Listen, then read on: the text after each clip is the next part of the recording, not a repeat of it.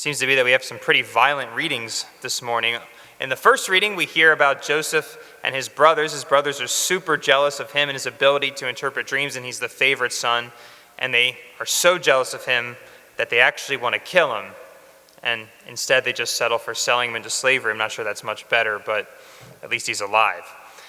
Then, in our gospel today, we hear this story that Jesus is really talking about the Jewish people, that he's saying the Father sends all these servants that you just kill, and then eventually he's going to send his son, and you're going to kill him too.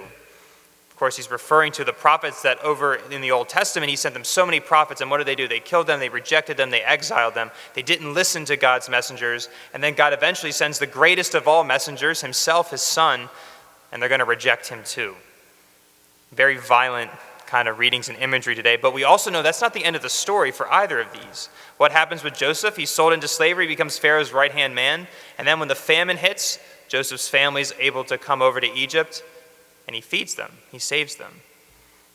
Jesus is, of course, crucified, but it's through that crucifixion that we are saved. We're reminded in the Word of God today that although things may look bleak in our lives or in our world, that evil does not get the last laugh. That yes, God certainly permits evil to exist. We can see it in our lives, we can see it in the world, but he always uses it for his own end. In fact, he shows his strength by using the forces against him to accomplish his plan in our life and his plan in our world. So let us draw strength from the Word of God today, that as we see that things are bleak, God doesn't let it win.